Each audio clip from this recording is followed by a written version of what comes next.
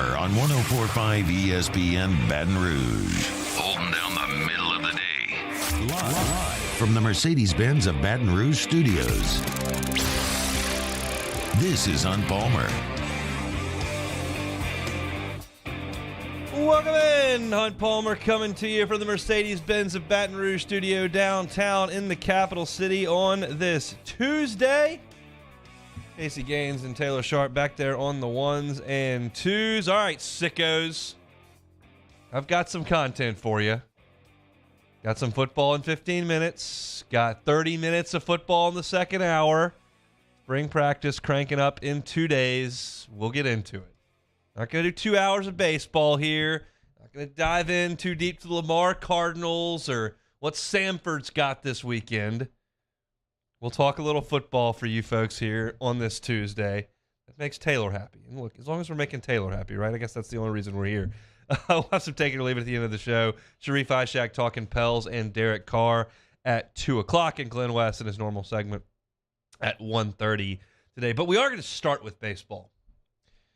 I think far too much is made of the whole midweek game conversation. I think it's pretty dumb conversation, quite frankly. My take on it has always been the same. Yeah, you'd like to win some games. Any sweeping indictments you have of individual teams or programs based on 9 innings against Nicholls State or South Alabama, or in this case, Butler, that's probably a bit much. However, last night needs to be given attention.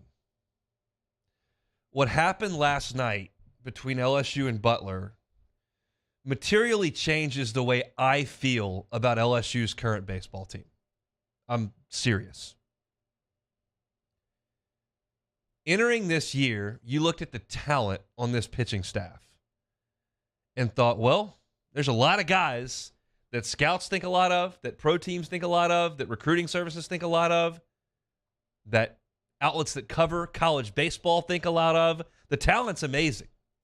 But I would look at it and I would go, okay, as I've said a bunch of times at this point, I'm beating a drum here, a dead horse at this point, but Skeen's numbers last year were fine. He got lit up by Texas. Okay, am I sure he's the whole package? Yeah, Ty Floyd looked a little better towards the end of last year, but is he an SEC proven starter? I don't know if I go that far. Chase Shores, 6'9", throws 100. That looks pretty good. We can work with that. Grant Taylor looks like he's made a huge step forward, throwing 98 miles an hour, good breaking ball, huge strikeout stuff. They really like him. Thatcher Hurd, he was the best pitcher that UCLA had last year, but then he got hurt. So Christian Little, look at the talent. Throws 97, nasty breaking ball. And all that stuff's true. But I kept circling back to, I have a little bit of a concern that none of this is really proven. Then Taylor gets hurt.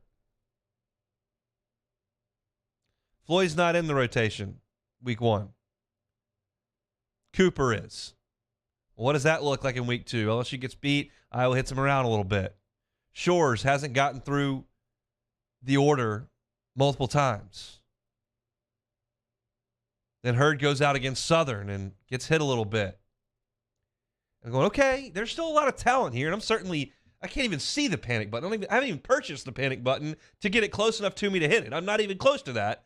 Panic button nowhere near, but Skeens looks great, and everything else is kind of jumbled up. What do we have? And then you see Thatcher Hurd go out against Texas. And was it brilliant, sparkling? No, I wouldn't put any of those adjectives on it. It was certainly a step forward after what we saw against Southern. He got a strikeout on a breaking ball that was kind of cement mixery, and the kid just swung through it. But he got you through the 5 innings and didn't give up any runs. So that was certainly a step forward. What you saw last night was sparkling and dominant and impressive. It was all the adjectives. Butler stinks. I'm assuming they've left town by now. Nobody's still left here listening to this radio station that's affiliated with the Butler baseball program. They're not any good. That could have been against the Catholic High Bears or the Minnesota Twins or the Butler Bulldogs or anything in between last night, and it was still 95 to 96 at the knees, a nasty upper 80s slider, elevating the fastball, getting swings and misses through that. Everything that came out of Thatcher Hurd's hand last night was like, oh, that's why. That's why he was the number one right-hander in California. That's why he had asserted himself to become a weekend starter in his first month at UCLA. That's why there are people projecting him to be a first-round pick. You didn't see that against Southern. And while the line score was good against Texas, and I thought it was a step forward, and I came on here and said that, it wasn't brilliant. Last night was yo. In this sport, having a 1-2 punch at the top of your rotation is so massive. Last LSU National Championship, you had Anthony Renato and Lewis Coleman. They both pitched in the big leagues. SEC Pitcher of the Year, Lewis Coleman. First-round pick, Anthony Renato. Huge. Last time LSU sniffed a national title, you had Lang and Poche. Lang's a first-round pitch, a big league pitcher, a guy who was brilliant for 3 years here at LSU, and Jared Poche is the all-time wins leader. No, Jared Poche wasn't a first-round pick. He's not a professional pitcher. He's a good college pitcher, great college pitcher. That's what you need. And you took a step toward that last night. I don't know if Thatcher Hurd's going to pitch on Sunday this coming week. I would bet on that, but I don't know. Maybe he pitches in the midweek next week. I don't know. But to me, and this is not any outside source, inside source is not trying to break any news. To me, the guy who covers this team, who pulls for this team, who follows this team pretty closely, that to me was the number 2 starter on this team and was ace level stuff. That was Alex Lang level stuff. That was Aaron Nola level stuff. That was Kevin Gausman level stuff. Now, you're going to have to do it against more teams than Butler for me to put you in those guys' breath down the line. But you're just talking about the ball coming out of the hand. Take the batters out of the box. That's what that looks like. And for this team to get to the point that it's got to get to, Thatcher Hurd's got to be a huge piece of it. And I would suggest likely your number 2 starter. Now, do I care if he pitches game 2s or games 3s in SEC play? I don't. I care more so how you line things up in a regional, how you line things up in a super, what you do when you get to Omaha, those kind of things, which is where LSU's trying to go. I'd sleep great at night if they put Thatcher Hurd in game 3s in SEC play. Because if you win the first 2, you got that guy coming out there to try to sweep. You lose the first 2, you got that guy going out there against the team's number 3 starter. You split the first 2 and you're trying to win the weekend, and I can put that guy out there against whatever the rest of the SEC is going to put out there, I'm feeling pretty good about it. So, again, Skeens is going to go in game 1s, and we'll see what happens after that. But Thatcher Hurd, to me, was very much noteworthy last night, more so than he was in Austin. And that's just because of what it looked like. I sent some texts out last night, kind of feeling, and everyone kind of agreed. These are guys that cover the team, guys that played at LSU. I got a good feel. That was loud last night for Thatcher Hurd. And I think a huge, huge development team. I cannot overstate that. And you're talking to a guy who laughs off ULM losses on a Tuesday with the best of them. That was huge. Final line, 6 innings, 3 hits, no runs, 1 walk, 11 strikeouts. And that slider that he's throwing up there at 88 miles an hour is going to be a problem for a lot of guys to hit, not just the Butler Bulldogs. A couple other things from last night that caught my eye. They gave K. Beloso the start. Obviously, the mentioned Jared Jones. He was 1 for his last 13. It struck out 9 times. You want to reset, that's fine. I came on here yesterday and advocated for him to continue to get at bats, and I want him to get at bats. If you want to sit him in that game on Monday, sit him against Lamar on Wednesday and let him get a full week's reset, I'm certainly hopeful that he gets a start or 2 or 3 against Samford over the weekend because it's another ceiling deal. Thatcher Hurd's ceiling is higher than some of the other guys you mentioned as potential weekend rotation guys. Jared Jones' ceiling is higher. And at least at this point in the calendar, at this point in the schedule, I want the guys with the ceiling to see what they can do. If it falls flat, it falls flat. And Cade Beloso's a nice thing to fall back to. Josh Pearson, he can get it done. But the power, the opposite field hitting ability of Jones, I certainly would like to see him get a couple more shots. But I'm okay with Cade Beloso starting the game last night. He got a couple of hits, made a nice double play on defense where he caught a ball with the backhand, stepped on the bag, and threw it down to second base. He can play the position, and I think that's great. He's a 413th year senior on this team. Let's go to the freshmen on this team. You saw a couple of home runs from the youngsters last night. Brady Neal, really impressive piece of hitting to get his hands inside that baseball. It was inside off the plate and to pull it down the line and keep it fair for a home run that hit the batting practice facility out in right field. That was really impressive for him.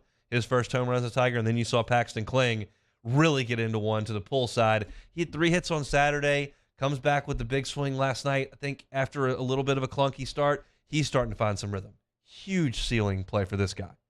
I would love it if he can man right field every day. He gives you a good defender out there, plus arm out there, a lot of power, good speed. He's got all these tools that I would love to see out there far more often than not. So I think for those guys to go out there and leave the yard was very good for their development and early their confidence early in their LSU career. So look, I thought last night was very encouraging to me, and I feel differently today, as I mentioned right at the top here. I feel differently today about LSU's team than I did 24 hours ago, because there's a potential that you've got a dominant number 2 who was just finding his way early, and you go, why was he starting the first weekend? Why was he starting? Well, it wasn't just as simple as he's got to pitch against Texas. That's not what happened here. There were some things they needed to clean up, Wes Johnson and Thatcher Hurd, and that bullpen work took them late enough into the first week where his arm wasn't ready to go on Friday, Saturday, or Sunday of the first weekend. They had to wait until Tuesday that he was ready to pitch. And then at that point, you figure, okay, we've thrown him on Tuesday here. It just lines up better to keep him on Tuesday against Texas. You can move him up one day the next week on a Monday. You can move him up one more day the next week to a Sunday this coming week. And that's just kind of the way that it may work out. It wasn't necessarily a plan of, hey, Texas is a lot better than Western Michigan. We need to hold Thatcher Hurd. They were working on some stuff. And you could tell. Look at the progression. Southern game, not great. Texas game, certainly a step forward. Last night, lights out. I'm fired up about it. If you can't tell, that was awesome. All right, that's your first segment here on a Tuesday. Hope your work week's off to a good start. Looking for something to do this evening. Pluckers Sports Trivia, 8:30 Nicholson location. I will be there, fired up about it. Gonna have some fun, watching some conference tournament hoops, giving away some Pluckers gift cards. Got some cold drinks, delicious food. Pluckers Nicholson location tonight, 8:30 for Sports Trivia. Bring a team. Come have some fun with us. Glenn West's going to be with us in 15 minutes talking Tiger basketball, baseball, and some spring football, so we can hit all 3 with Glenn, Sharif, Ishak on the Pels, and Derek Carr at 2 o'clock. When we come back, we didn't talk any combine yesterday, and there were some results that were borderline shocking from the combine that I'll get to. That's next on the Hunt Palmer Show. This is Hunt Palmer. In times of need, get a full list of phone numbers, websites, and other important emergency information on the Demco Stormwatch page at 1045ESPN.com. There it is, the extra mile, on the border of expected and extraordinary, for those willing to go further, like vans customized for work or play, with safety and tech to keep you connected. Supported by a 5-star sales, service, and finance team. And backed by the 1-star you know. So go the extra mile. It's never crowded, because so few have what it takes to go there. Mercedes-Benz Vans. At Auctioner, we know healing is a team sport. That's why we've partnered with world-renowned orthopedic surgeon Dr. James Andrews to create the Auctioner Andrews Orthopedics and Sports Medicine Institute. Whether you're a professional athlete or a weekend warrior, our team of specialists are dedicated to getting you back in the game. So whatever your reasons are for reaching your personal best, we've only got one. You. Auctioner Andrews Institute. Long live you. I had to leave my parents. I had to move schools. I don't know anyone here. Everything keeps changing. Why is this happening to me? I'm sure glad you're here. Change a child's story. There's a child in foster care waiting for a volunteer like you.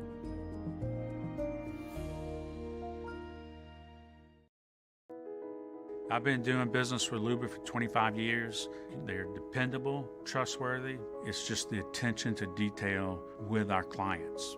Our folks have years and years of experience.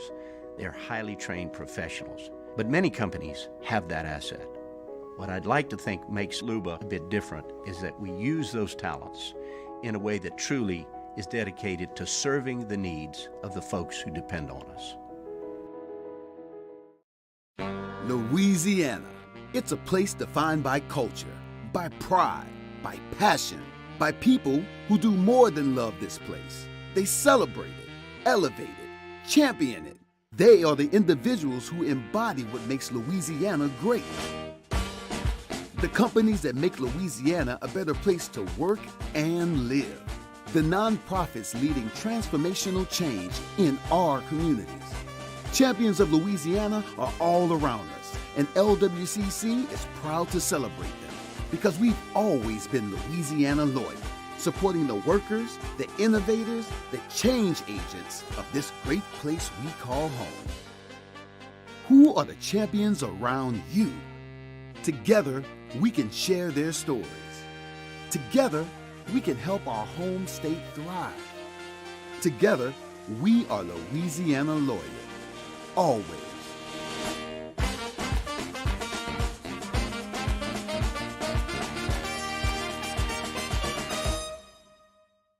Gulf Coast Office Products is a nationally recognized Savin office equipment dealer based right here in Louisiana. Over 100 employees strong, Gulf Coast has the boots on the ground to support all vertical markets from education, engineering, legal, and finance. With the latest in office technology from desktop to production segment units, Gulf Coast and Savin have the perfect fit for you. Call 225-756-2644. That's 756-2644 for Gulf Coast Office Products. Hi, I'm Brandon Landry, founder and CEO of Walker. Hi, my name is Dr. Craig Green. This is Ryan Terrio with HUDCORoofing.com. Hey, it's Matt Moscona. No matter how big your commercial roofing job, HUDCO can help. My patients come to me because they trust that I can get the job done at a high level. Ryan Terrio and Richard Tilley have... Join me, Jimmy Out, and Mike Delicano for the Tuesday edition of Game Time presented by Bet Rivers. We're at Dozy Place on Government Street in the heart of Mid-City. Game Time presented by Bet Rivers, 6 to 8 p.m. on 104.5 ESPN Baton Rouge.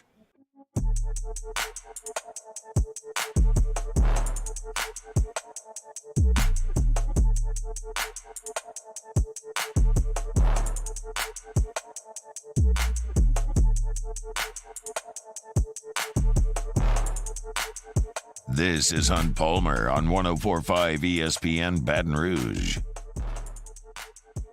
Glenn West going to be with us in 12 minutes talking Tigers. I'm late to this, so this is not new news, not breaking news, probably information that a sizable portion of the audience already has, but I am going to make a comment on it because there are very few things that I would literally consider betting every nickel to my name on. Like, that's a pretty tough thing to do, to bet everything you've got, which is not very much at this point in my life, but I would have bet every nickel that I've ever accumulated that Kayshon Boutte and Jeray Jenkins would outjump Anthony Bradford at the combine. And I would have lost it all. That to me, I'm not trying to be hyperbolic. I'm really not. That to me seems like a physical impossibility. Anthony Bradford showed up to the combine in fairly good shape for his frame. 6'4", 332. Would he probably like to be 325? Probably. But 6'4", 332. His vertical jump was 30 inches.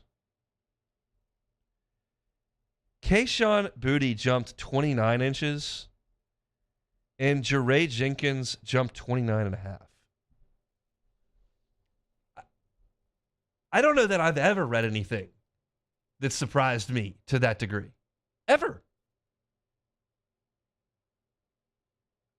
You're talking about Kayshon Boutte was thought to be the number one wide receiver in the nation entering last year. Jackson Smith and Jigba, Marvin Harrison Jr. maybe hadn't come onto the scene quite like that just yet, but you could obviously go out to SC with Jordan Addison. I mean, but right in the discussion. And Jeray Jenkins put up some impressive numbers at LSU. And they both got out-jumped by Anthony Bradford. And this is not like some subjective thing they can mess up. It's pretty simple. We've been doing the same type deal for decades. You put the little swinging levers up there and you jump and see how many you can knock off. Just crazy to me. Kayshon's 40 time, 4.50, 23rd among wide receivers. His vertical was last among wide receivers.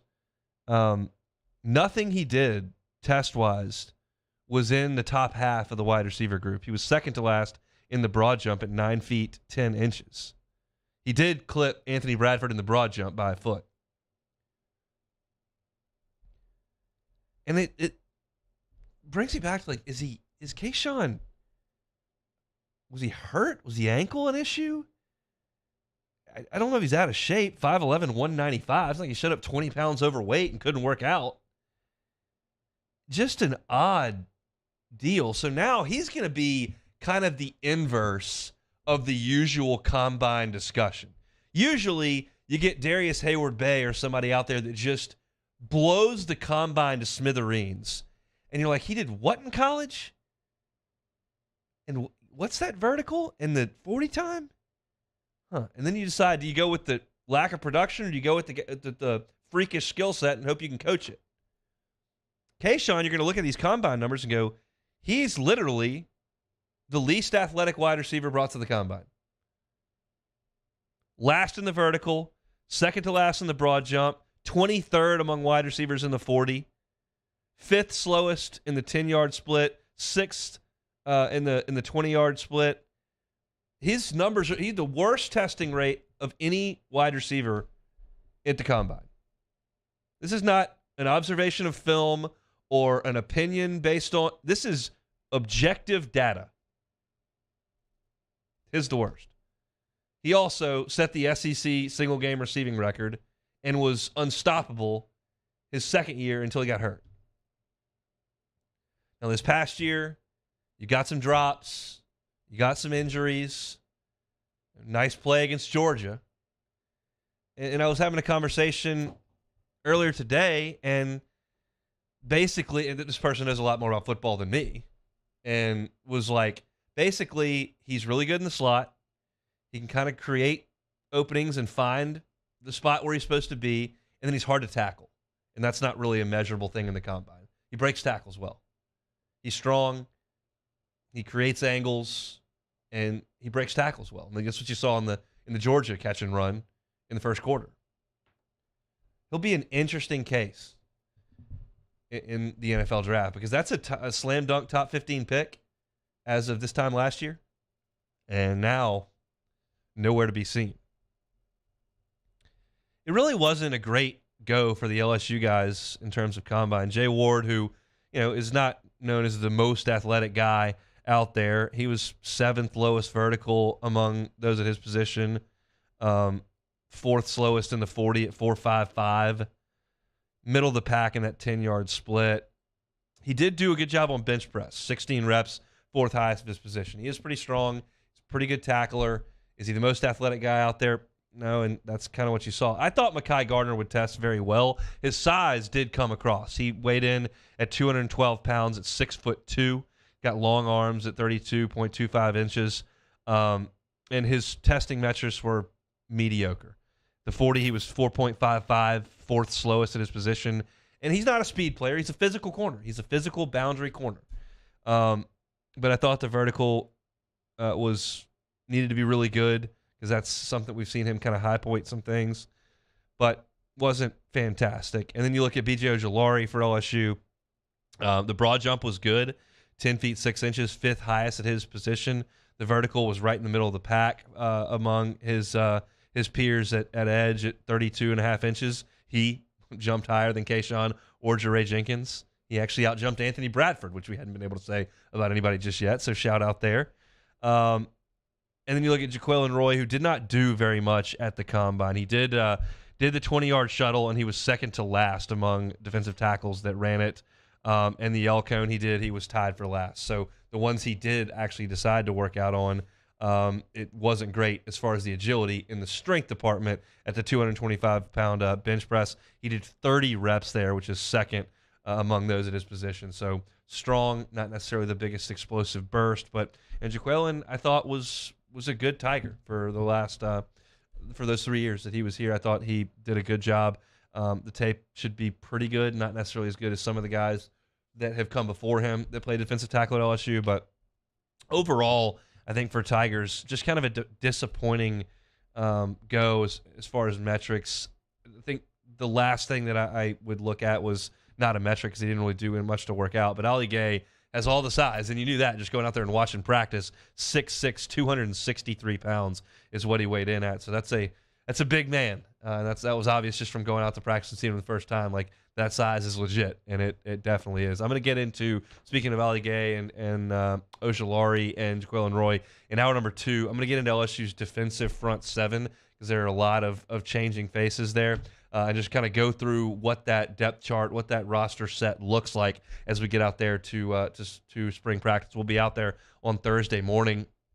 We'll get to see quick workout from LSU and then hear from Brian Kelly. And then for whatever reason, they're gonna have a practice on Friday. Then the kids are out for spring break for a week, and then they come back and resume. So 2 practices and then come back after spring break, which seems a little odd to me, but I'm not calling the shots over there. So I'm going to get you caught up on LSU's depth chart up front coming up in hour number 2. We'll do that at 2:15 and at 2:30. We'll do defensive tackles, defensive ends, edge players, as well as linebackers. So a lot to get to on the football front coming up. Glenn West covers football for Go247, also basketball. Tigers have a little bit of work left to do on hoops, and he also covers the baseball team. So we'll talk a lot of LSU with Glenn West coming up next on the Hunt Palmer Show.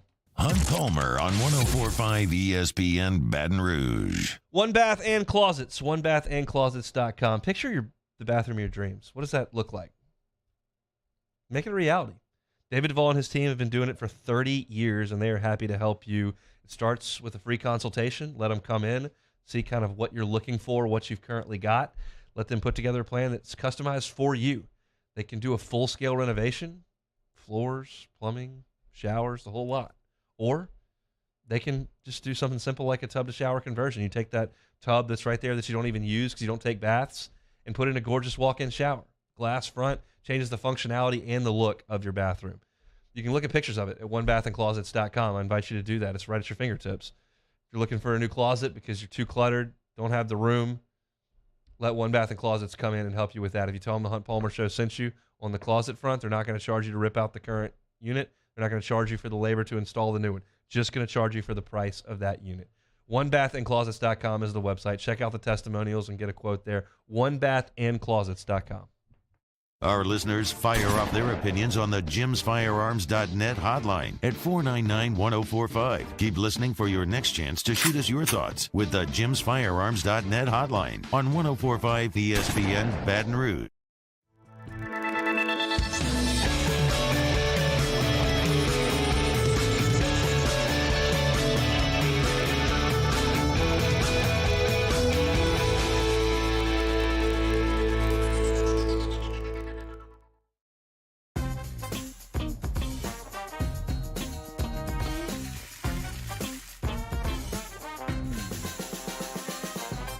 The best kept secret in town is out. Discover Tallulah at the Renaissance Hotel on Bluebonnet.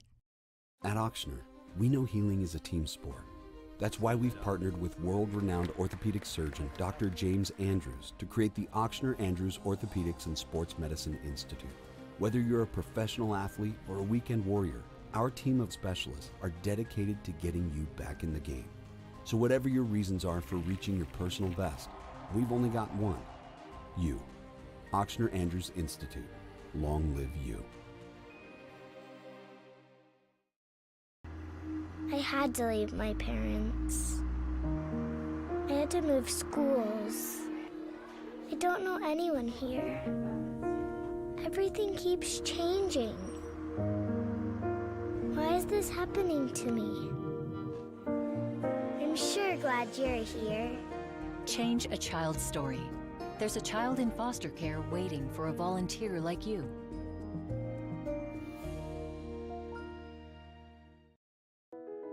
I've been doing business with Luba for 25 years.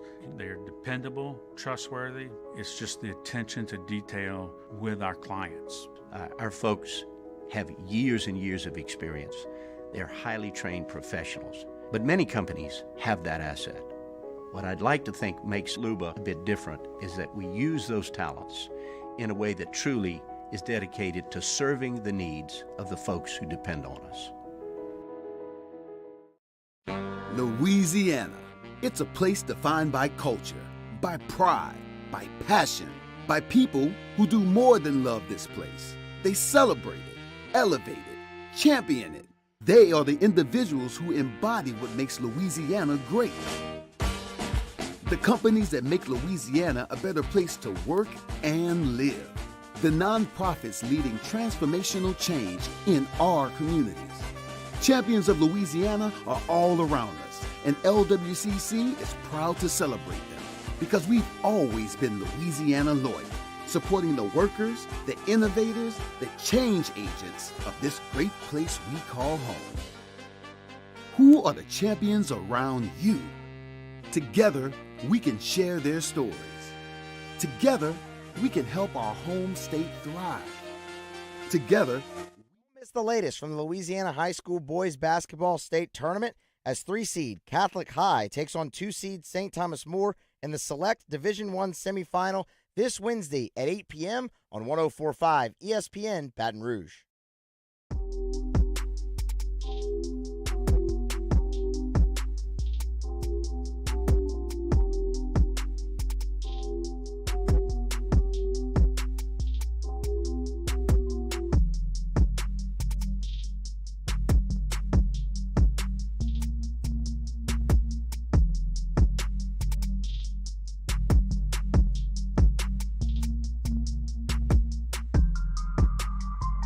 You're listening to Hunt Palmer on 104.5 ESPN Baton Rouge.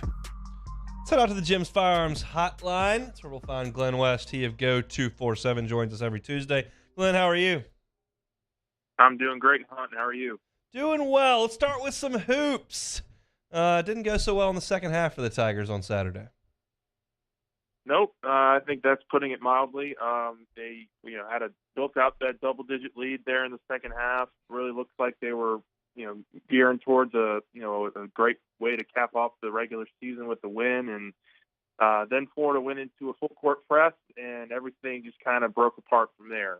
LSU was able to break it for a little bit, but you could tell really just lacked the confidence to finish off some of those drives. And then I think when they, missed a couple of those easy shots at the rim, it really kind of let the gas out of what Florida was trying to do. And, the Gators were able to make them pay on the other end. And I mean, they hit, I think, 11 of their final 16 shots.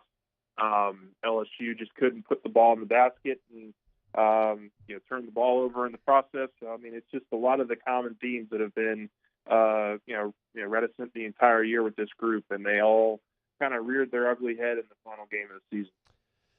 What chance do you give them tomorrow night? I'd give them a chance. Look, they played Georgia pretty tight a couple weeks ago on Valentine's Day. Did a nice job. Georgia's a team that I think, you got to keep off the free throw line and away from the rim. Those are two areas that LSU has struggled with, obviously. You struggle with a lot of different areas when you go 2-16 in conference play. But, they gave themselves a chance to win at the end of that game. Just couldn't get the one stop when they really needed it at the end there. But I give them a shot. I mean, I think you're not really playing for anything except for some pride and maybe some confidence and momentum heading into the off season. So there's really nothing to lose. You just go out there, you play loose, hopefully take care of the basketball a little bit better, and see if you can't try to extend your season at least one more day. We shall see Tigers in Georgia tomorrow late night in Nashville. LSU baseball over the weekend, 4-0, plus a win back against Texas since we've last spoken. Your thoughts on where this team is overall, 1 week left to go before conference play? Yeah, I mean, look, I think probably in a weekend like that, there aren't many sweeping takeaways. You're playing against some pretty lesser competition, but you were able to really dominate in all phases of the game. I think Thatcher Hurd last night was a really big takeaway for me. I mean, not only just the 11 strikeouts and the efficient way that he was pitching, but he was going to be, I mean, you could have thrown Tennessee in there, and I think they would have had really struggled against Thatcher Hurd last night. He had it working in all cylinders, control, the command, the velocity. His slider was really devastating last night. I think that's kind of the guy, that LSU hopes to see as SEC play really starts getting turned up here.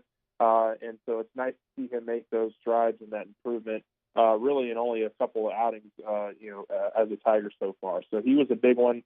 Obviously, the offense was, electric, and I think a lot of what, fans had hoped to see with this offense maybe earlier in the season is now starting to pay dividends at the right time as well. Where are you standing on the weekend rotation at this point? They've got one more dress rehearsal left. Yeah, I mean, I think, Skeens is a pretty solid bet to be your Friday guy going forward. I think that's not, have to break any news there. But, I do think that, Thatcher Hurd and Ty Floyd have put themselves in that conversation in terms of being a weekend guy. So whether that happens next weekend or at SEC play, remains to be seen. I know Ty got to start on Saturday last weekend, but I think that Saturday spot is certainly going to be up for grabs. I like what Chase Shores has done. He's a really, the talent just jumps off at you when he's on the mound. But the way that Hurd and Floyd are throwing the ball right now, it's going to be hard, come SEC play, to keep them out of that weekend rotation. So certainly some decisions to come up with Wes Johnson and Jay Johnson, but I think it's a really good problem to have. Jared Jones scuffling a little bit with the strikeouts. They put Beloso in the lineup, a couple homers over the weekend, and then 2 more hits last night. Where do you stand on that situation? Yeah, I mean, I think they're in a position where they can ride the hot bat. I think right now Cade is seeing the ball really well. He made a nice play over at first yesterday. So I think you can keep riding with that. I mean, I think this all hinges obviously on Tommy White and when he's able to get back into throwing and everything. That will obviously shift Trey back to first, and you could wind up DHing either Beloso or Jones again. I think that's probably your optimal lineup. But yeah, I think, look, they're in a position right now where they have a lot of guys they want to get into the game. We talked to Jay after the game last night, and he said that, they're still searching for at bats for guys like Ethan Fry and Gavin Guidry and all these guys that they just haven't been able to get on the field very much. So that could be another situation this weekend where a couple of those guys, if the game's put away early, can get those opportunities. What's Josh Pearson's role in this team? Yeah, it's a weird one for me. I mean, I kind of had him tagged as my breakout player of the year for this offense and for this team this year. Really had a strong end of last season. He's taken some good at bats in the last few games. He hadn't had a whole ton of opportunities because guys like Braden Jobert and obviously with Trey and Paxton Kling coming along last weekend. But when he's in there, I think he's a serviceable guy. I mean, they really liked him last year as a true freshman. I don't think that has changed at all. I think it's just guys that are performing a little bit better than him right now. And so when that opportunity comes, he's just got to be ready for it. But I think he has a role on this team. I just don't know if it's going to be in an everyday starter kind of way like I thought maybe coming into the year. Glenn West is our guest. He's seen right over at Go247 covering the Tigers, football, basketball, baseball. Speaking of football, spring practice cranks up this week. You'll be out there at practice. Where are you headed first? That's a good one. Well, since we're only getting 20 minutes, I would imagine probably just some individual drills. Probably watching the receivers, get some good catches in and some good balls thrown from the quarterback, some good handoffs to the running back. I think probably the biggest area that I'm looking for this spring is how they divvy up the first team reps with Garrett Nussmeier and Jaden Daniels. Not sure we'll get a chance to really see a whole lot of that this spring like we did last year, but certainly that's going to be one to look out for. And then these freshmen, obviously, that are already on campus, the newcomers, you're always looking to see how those guys are moving around and seeing how they're adjusting to LSU. So it'll be a lot of fun starting on Thursday. What do you make of the running back situation right now as we enter the spring? Yeah, I mean, it's one of those groups that's really deep in terms of numbers and obviously veteran experience. I think that they need one or two of those guys to take another leap in their game to be a really dynamic group next year. Obviously, when you're looking at Josh Williams or John Emery, we know Emery is going to be an explosive guy. Can he hold on to the football a little bit better next year? Noah Kane, I think, proved to be a reliable source in terms of the red zone and getting you in the end zone towards the end of last year. I think he's going to have a role. But you're still looking for those big explosive plays that they just didn't have a whole ton of last year. And some of that's on them, some of that's on offense, and some of it's on the offensive line to continuing to develop and opening those holes. But, I think it's a veteran group with a lot of options, and it's going to be interesting to see if they can carry all 6 of these guys into the fall. I don't know that they will be able to, but there's certainly a lot of promise and talent in that room. One more here, Glenn. Moving on now to former Tigers. What do you make of Kayshon Boutte's combine numbers? Yeah, I mean, a real struggle, it looks like. I mean, I kind of followed loosely from afar, but, kind of in that 4.5 range. It's been quite the fall, I would assume. I mean, this was a guy we were talking about as a potential top 15 draft pick at this time a year ago.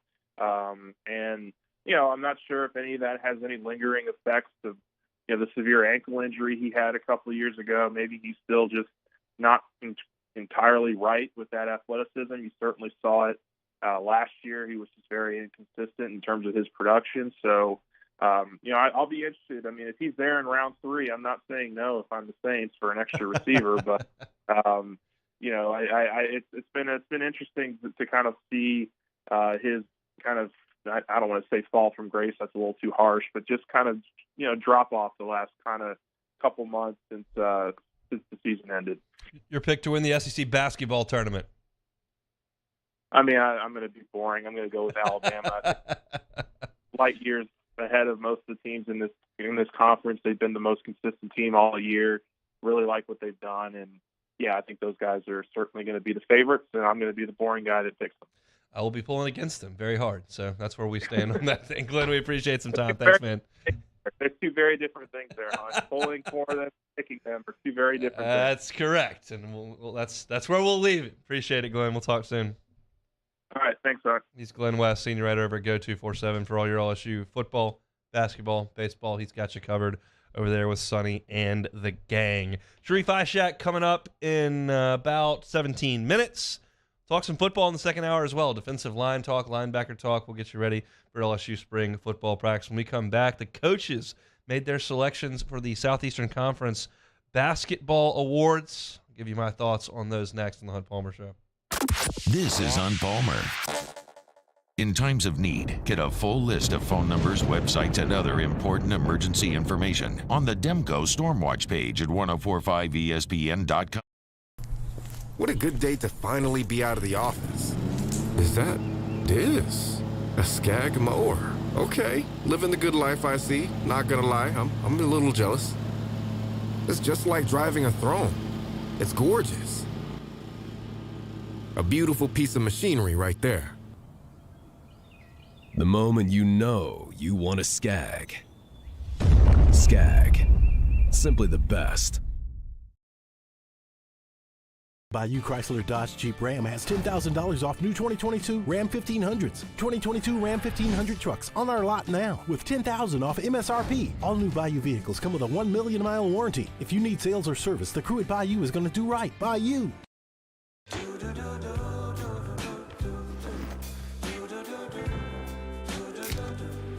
I've got that blue sky. I've got that sunshine.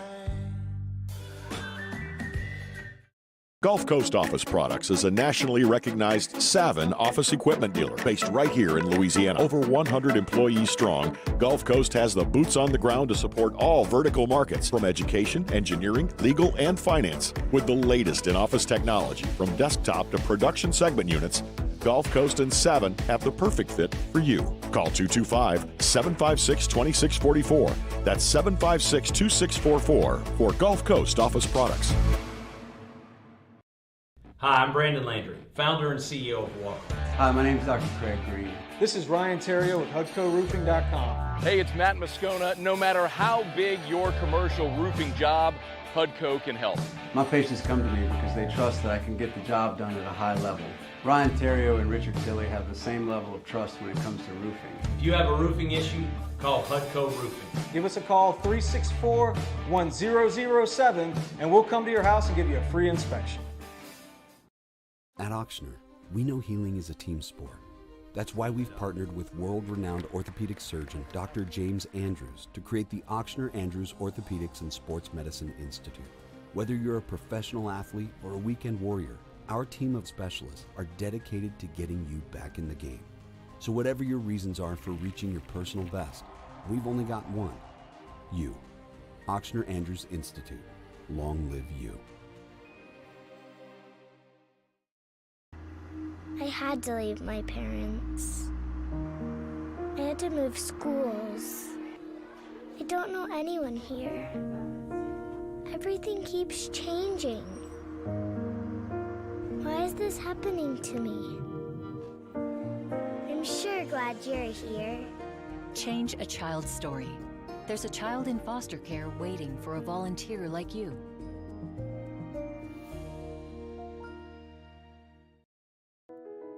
I've been doing business with Luba for 25 years. They're dependable, trustworthy. It's just the attention to detail with our clients. Our folks have years and years of experience.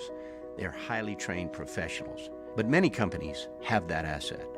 What I'd like to think makes Luba a bit different is that we use those talents in a way that truly is dedicated to serving the needs of the folks who depend on us.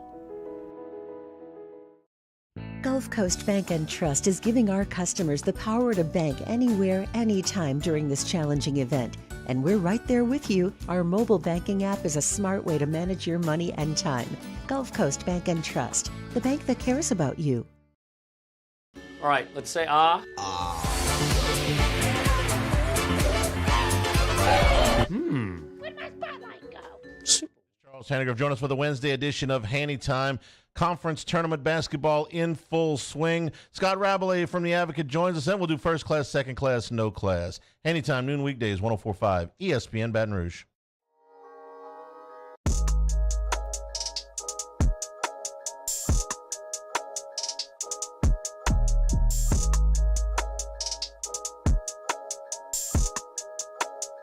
This is Hunt Palmer on 104.5 ESPN Baton Rouge. So the coaches, all SEC teams came out yesterday, and I want to give you a couple of the names, but I want to give a bigger overarching theme that may loop LSU in, as I know a lot of you have looked at basketball and have tuned that out for about 3 weeks, maybe longer at this point. Coach of the Year in the Southeastern Conference, Buzz Williams and Jerry Stackhouse split it. I think Buzz should win it. Stack did a great job. Kevin Gates at Missouri did a great job. Buzz deserves this award. That's my opinion. Player of the Year, Brandon Miller did win it. Freshman of the Year, Brandon Miller, obviously. The Sixth Man of the Year, they split it between Javon Clinnerly and Antonio Reeves. Reeves' game last week probably nudged him into that discussion there at the end. Defensive Player of the Year is Liam Robbins. And I wanted to go over the first and second team with you and tell you how these guys arrived at their school. Brandon Miller, obviously the first team. His dad played tight end at Alabama, and that's a nice guy for Nate Oates to go get. Colin Castleton, first team All-SEC. He was a transfer from Michigan. Oscar Tshiebwe, first team All-SEC, former SEC Player of the Year, transferred from West Virginia. Tolu Smith from Mississippi State. Big man in Starkville the last couple of years. Has been really the key cog to their team over at Mississippi State. He went to Western Kentucky out of high school. Transferred in. Kobe Brown, Missouri. He's a guy that signed at Missouri. Santiago Vescovi, international player that Tennessee recruited in. Wade Taylor, recruit to Texas A&M at guard. I'm glad he made it to the first team because I think he absolutely deserves it. But Liam Robbins transferred 2 places. Liam Robbins transfer, Tolu Smith transfer, Oscar Sheboy transfer, Colin Castleton transfer. That's 4 of the guys on the All-SEC first team transfers. Then you look at the second team. Mark Sears at Alabama, transferred from Ohio. Anthony Black, 5-star, brought into Arkansas, heck of a player. Ricky Council, transferred in from Wichita State. Janai Broom, transfer. Wendell Green Jr., transfer. He was at Western Kentucky. KJ Williams, transfer from Murray State. Tyrese Radford, transfer from Virginia Tech. Zakai Ziegler, signed at Tennessee. Sears from Ohio. Council from Wichita State. Janai Broom transferred in OVC somewhere last year. I can't remember which one. Wendell Green, transfer from Western Kentucky. KJ Williams, Murray State. Boots Radford, Virginia Tech. That is 6 of the 8 on the second team transferred in. That is college basketball. So, again, I keep beating this drum, and it's probably a waste of my time, but I have the microphone here, so I might as well just say what I think. Matt McMahon's future at LSU and how successful he is, I promise you, is not going to be 97% dictated by his high school signing classes. That's what it used to be. You used to have to go get high school kids and build your program. It's not. It helps. But if you are an LSU basketball fan and you are letting this line of thinking go through your brain and out of your mouth that, look at this team, they're not very good, they're not winning games, and look at this recruiting class, this is a disaster. You don't have the recruiting class. You don't even have half the recruiting class. You've got 2 high school players, and you're going to go sign a handful from college. That's how it works. Now, I'm not telling you he's going to go sign 5 All-Americans and they're going to win the league next year. I'm just telling you, don't evaluate the situation with less than half the information. This thing is built by transfers. Again, I've said this a bunch of times. LSU and Florida were on the floor in the PMAC earlier this year, and I had done the scouting report on Florida for this show, and I knew where all the guys had come from and where they're. And I looked up, LSU had 5 transfers on the floor, and Florida had 5 transfers on the floor. I'm not suggesting that Matt McMahon is some sort of outlier because he's going to go get a bunch of transfers. That's the way you got to play the game, and that they're showing up on the all SEC teams. In fact, the only signees were 5-star guys: Brandon Miller, Anthony Black.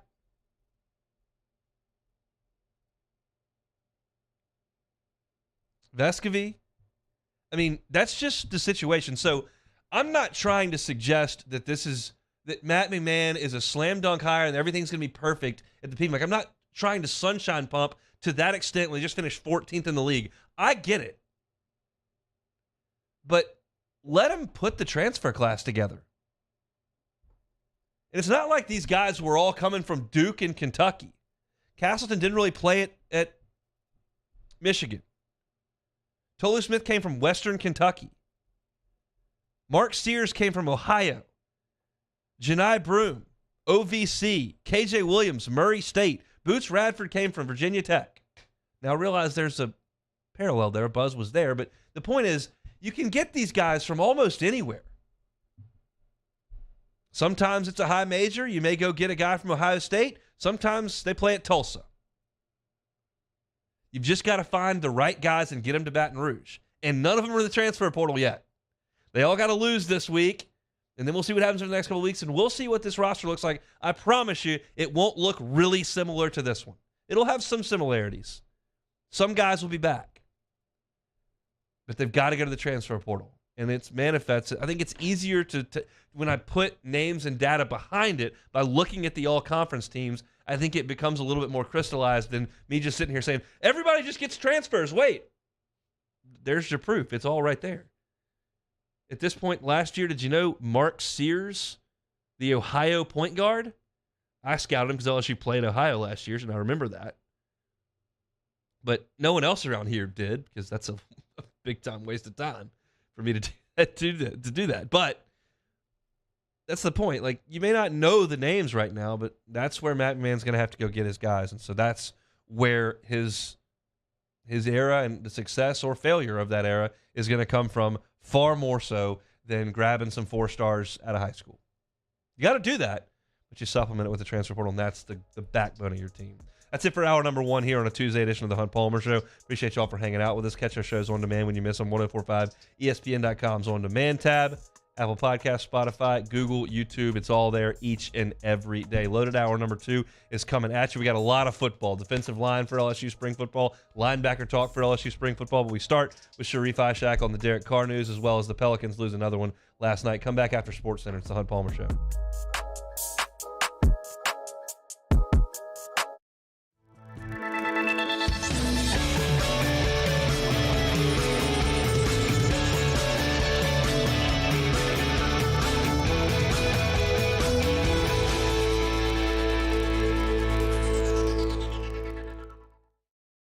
Electricity is all around us, and our families depend on it.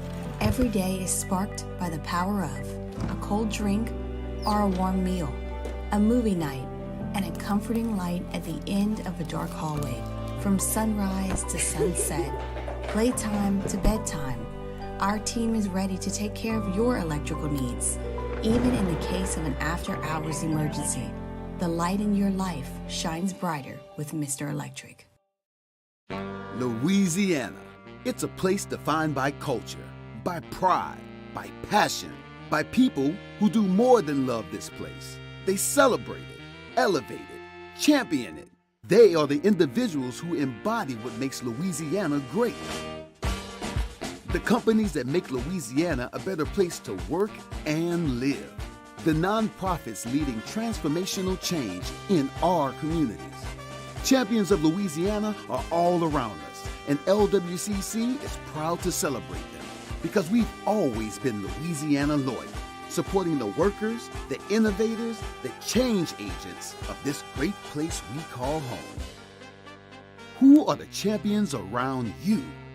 Together, we can share their stories. Together, we can help our home state thrive. Together, we are Louisiana loyal. Always.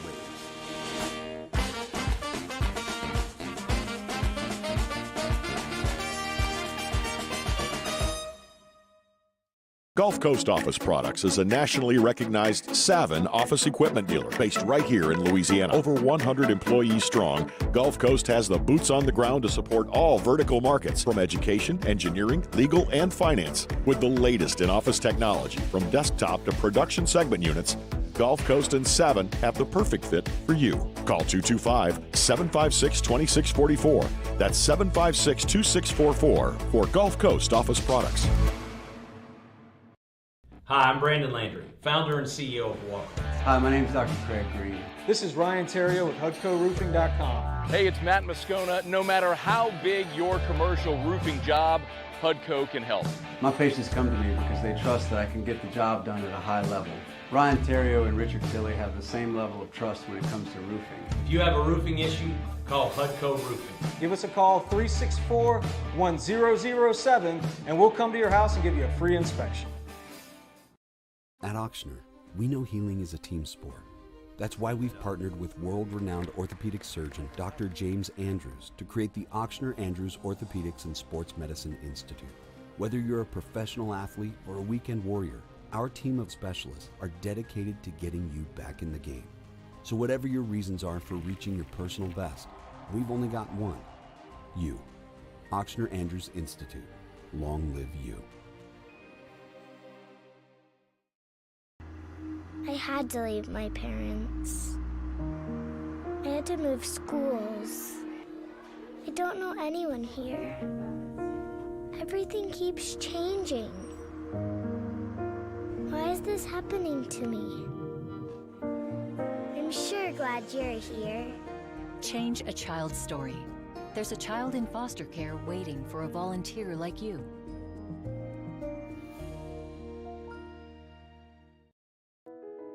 I've been doing business with Luba for 25 years.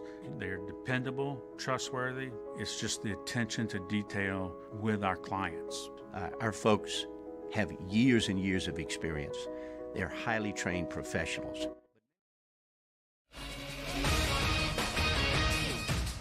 I'm Christine Lisi. Only an hour away from the deadline on this NFL franchise tag deadline day. Stay tuned to ESPN Radio for the latest developments on quarterback Lamar Jackson and the Ravens and the Giants and quarterback Daniel Jones and running back Saquon Barkley. From ESPN's Dan Graziano and Rob Domofsky, a group of Jets team officials flying out to California to meet with quarterback Aaron Rodgers. The Packers have given the Jets permission to speak with Rodgers, who has yet to announce his plans for 2023. If Rodgers does not ultimately end up in New York, ESPN's Rich Cimini explains the Jets' next quarterback target. I believe Jimmy Garoppolo would be the next step. He will be a free agent on Monday, so obviously no compensation involved there, a different situation from the Rodgers situation. And then, Jimmy with, Robert Saleh, they were together for a few years in San Francisco, so there's that familiarity. ESPN Jets reporter Rich Cimini on Keyshawn, J. Will, and Max. NBA streaking Knicks go for a 10th straight win tonight when they host the Hornets. New York guard Jalen Brunson listed as questionable due to left foot soreness. Think O'Reilly Auto Parts for all your car care needs. They're close, convenient, and have the parts you need fast, along with excellent customer service from professional parts people you can trust. Stop by your local O'Reilly Auto Parts today or visit O'ReillyAuto.com. Now, Hunt Palmer on 104.5 ESPN Baton Rouge. Holding down the middle of the day. Live from the Mercedes-Benz of Baton Rouge studios. This is Hunt Palmer. Hour 2 here on a Tuesday edition Hunt Palmer Show, 104.5 ESPN Baton Rouge. We're coming to you from the Mercedes-Benz of Baton Rouge studio. Sharif Ishak joins us on the Jim's Firearms Hotline. Sharif, the next Super Bowl is in Vegas. The Saints have signed Derek Carr. Do you expect to be there? Yup. Lining up exactly the way it's supposed to be. Revenge tour. All right, what was your reaction when you heard the news? I like it. I really think it's the best quarterback they could have gotten in terms of free agency. It's better than what else was out there. I mean, the alternate alternative was not that great. So I think it's Dennis Allen getting a chance to put his thumbprint on his team now. He brought in his coaches. Now he brings in his quarterback. It's what he does after this as well. Because Derek Carr alone obviously isn't going to get you to the playoffs when the NFC South, even though they'll be the favorites for right now. They need to do more. But I like the move, and I know people were freaking out about salary cap, which I enjoy. It's my favorite thing on Twitter when people freak out about the Saints salary cap. So the biggest joke ever. So I like it. I do like the move, honestly. So I've given my thoughts. I think the roster has some holes, and we'll talk about that here briefly. But does this make them the best team in the South right now? Absolutely. I think hands down they're the best team in the South, mostly because of their top 5, top 10 defense.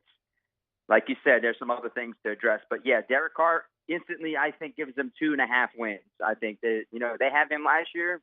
The way the defense was playing down the stretch, they probably win two or three more games.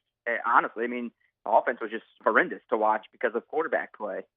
And I truly think with him last season, they win that division easily. So, yeah, they're right now, even with some of the other issues that they have on offense, the looming suspension for Alvin Kamara, I still think that they're the favorites to win the NFC South. Okay, so now that they've got their quarterback in tow, that leaves the rest of the roster to address moving forward. What's number one on the issues list that's got to be resolved here with the draft and free agency? All right, well, I know everyone wants to talk offense, but truly it is the defense. The defensive line needs some serious help. I mean, defensive tackle is where it starts.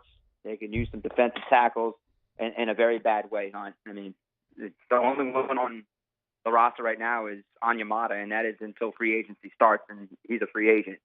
So technically they don't have any defensive tackles. They signed Tano, and they have Cam Jordan, and they just need to go out there and do their best in free agency and the draft. And there's going to be some guys in the draft, man. I'm just looking at the board. I'm like, man, at 29 and 40, then they can certainly address the defensive line twice at those 2 picks. And I wouldn't be surprised if they do it now that they got quarterback. And, I think that when it comes to the offense hunt, you're going to see Derek Carr recruit in a big way because of his ability to play football and get the ball down the field. They're going to be able to get some players. And I know people want to talk about how with the salary cap, but I think they'll get it done. But, yes, I would say defensive line is a major must right now for this team. Is Michael Thomas one of those players that Derek Carr is going to recruit? Before Derek Carr, I would have said no chance. I think it's pretty much done here in New Orleans. Now I'm leaning to the 50-50 and maybe a slight lean to him actually coming back, but not under that old contract. They're going to have to, find a way to work a new contract and mostly probably be an incentive-based contract if it is him coming back to New Orleans. And he seemed pretty happy, that tweet. Thank you, Jesus. So I wouldn't rule it out, man. I'm not sure, but I wouldn't rule it out. I would lean more towards him wanting to come back. But what are you getting with him if you get him back? That's my next question. Is that a good thing if he comes back? Got to be motivated. Got to stay healthy, and it feels like staying healthy is the theme in the city of New Orleans when it comes to sports teams here. Man, look, if it's an incentive-based contract and it's not a bad contract, why not? You take him back because you need a possession receiver, I guess. I mean, it's not the worst thing in the world to bring him back on a good contract. So could he play more than 10 games? That becomes the next question. In one season, I mean, that he's got to stay on the field. I mean, he's an important player if he does come back. So I'm not against it, honestly, if it's a good contract. I mean, you can find worse out there and trying to bring a guy like, who has good production like that. So I'm for it. I'm for it if it's a good contract. Does bringing Derek Carr in change the role of Taysom Hill on the offense? Nope. He stays the same. Does what he does. I think they found a little niche for him this past season. Give me those rough yards, tough yards that they're going to need, man. They really are going to need with, Alvin Kamara. Who knows how long he's going to be out for. Yeah, I mean, he's going to be a very integral part of that offense for those tough yards. So I say it doesn't change. I don't know how frustrating it's going to be for Derek Carr when he has to come off the field and Taysom has to come in. But if it's only in short yardage situation, I'm okay with it. I really am okay with it. But I mean, you're paying him big money, so you might as well continue using him. Not the $40 million a year, but he's getting a nice salary, so you got to keep using him the way he is. Sharif, Ishak, WDSU down there in New Orleans, talking Saints and now Pels. Are they going to make the playoffs? Whew. Man, talk about a disaster right now. One of the biggest, if not the biggest, absolute flop in the NBA this season, the New Orleans Pelicans. The way they're playing right now, man, I mentioned it yesterday to somebody on Twitter. They're lacking in the 3 E's: energy, effort, and execution right now. And if you can't do the basics, man, I just don't know what to tell you. Not being able to play against a 2-3 zone, that is some like high school basketball stuff right there. I mean, I don't understand how you have a third quarter like that and can't adjust. And things aren't looking good, man. Really, the offense just, they don't run good sets. They don't know how to run a screen, apparently, still. And it's, with 17 games up in the season, it can't set a screen the right way, can't knock down open shots, can't get easy shots. B.I. and C.J. are turning it over like 11 times combined. Brandon Ingram is throwing worse passes than Andy Dalton at times. Nice. I'm not trying to – it's really awful. I mean, the jump pass, I haven't seen a jump pass since the Taurus Bright days. I mean – Oh, Taurus Bright. That's my guy. That was my AOL screen name back in 2002. I love Taurus Bright. But, like, the jump pass is just – he gets himself in some very bad positions when he dribbles too deep into the paint, and he's just trying to do too much. And I understand Ingram is trying to be the guy, but it just seems like it's not. It's just when he's bad, he's very bad. When he's good, obviously, he's awesome, like against the Blazers. But last night, that was very bad. You can't have Brandon Ingram being very bad if you want a chance to, right now, even make the play-in, man. This is just the biggest upset of the season. I mean, the way they've been playing, I can't believe it's gotten this bad, and it seems like it's not getting any better. Schedule's still not that tough. Like there are tough games, but there are some games that they definitely should win. Does it give you any more optimism just looking at the schedule and not the way that they're currently playing? A little bit. We did this on our 30-minute show last week. Like, they asked me where do I think that they're going to finish, and I said 7 or 8. And right now, I'm a little skeptical about the 7 or 8. Even with the Rockets and Spurs and Hornets still on their schedule, I'm like, man, they had the Magic at home last week, and they didn't look good. Do I have any faith that they can actually play good against bad teams? Hunt right now, no. I mean, they got the Mavericks, Thunder, Blazers, and Lakers at home coming up this week. Do I have any faith that they can win 2 of those games right now? Absolutely not. I don't. Not the way they're playing defensively or even offensively. I mean, last night, that was one of the worst defenses in the NBA, and they had to fight and scratch to barely score 100 points. I don't know what's going on with the team. The focus isn't there. I mean, maybe it turns around. Maybe they hit a switch comes on when they come home this week. I just don't know. Right now, I can't say yes. I honestly cannot say yes as a playing team either.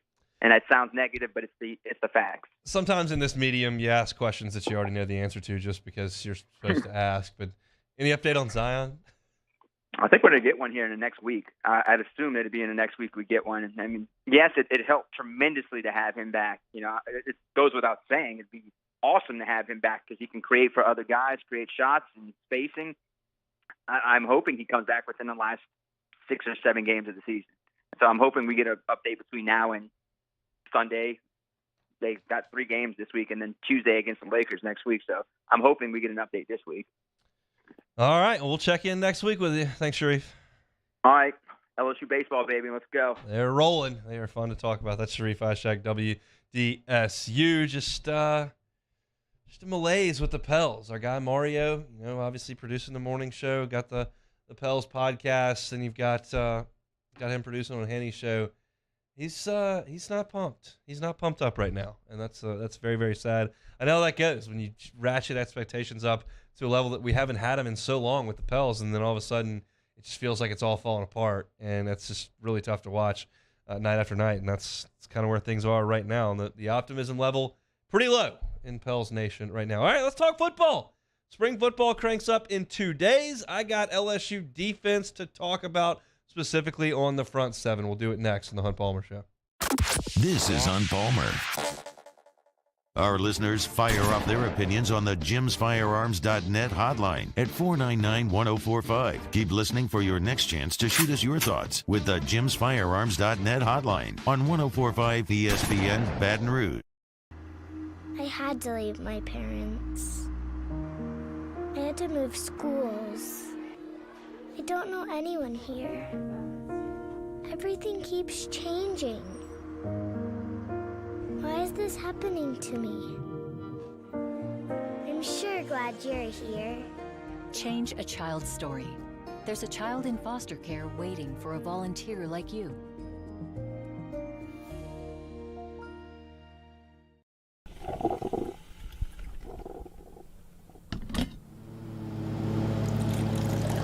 What the? Is that a skag? You've got to be kidding me. Look at those stripes. Oh, and that comfy seat. It's like he's riding on a cloud. We get it, Gary. Your stripes look perfect. The moment you know you want a skag. Skag. Simply the best. Louisiana. It's a place defined by culture, by pride, by passion, by people who do more than love this place. They celebrate it, elevate it, champion it. They are the individuals who embody what makes Louisiana great. The companies that make Louisiana a better place to work and live. The nonprofits leading transformational change in our communities. Champions of Louisiana are all around us, and LWCC is proud to celebrate them. Because we've always been Louisiana loyal, supporting the workers, the innovators, the change agents of this great place we call home. Who are the champions around you? Together, we can share their stories. Together, we can help our home state thrive. Together, we are Louisiana loyal. Always.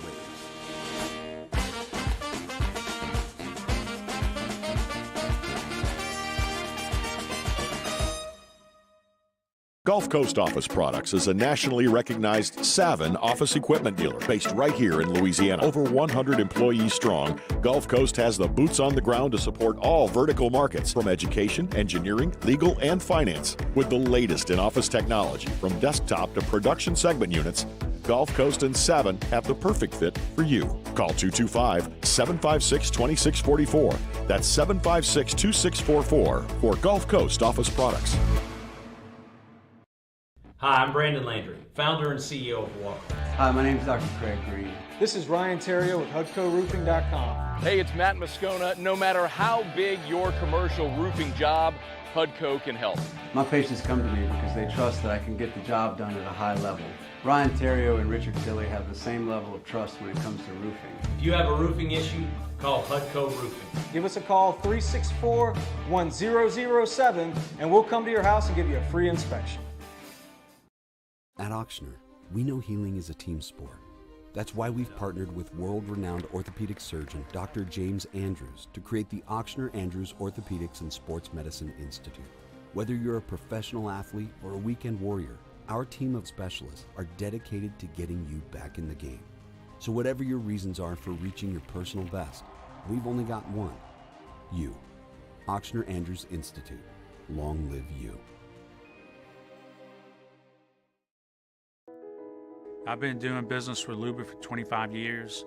They're dependable, trustworthy. It's just the attention to detail with our clients. Our folks have years and years of experience. They're highly trained professionals, but many companies have that asset. It's Matt Moscona inviting you to join us for Tuesday's AFR. More reaction to the Derek Carr signing with the New Orleans Saints. We'll recap LSU Butler in baseball and Pels hoops. Join us for Tuesday's AFR, 3 to 6. 104.5 ESPN Baton Rouge.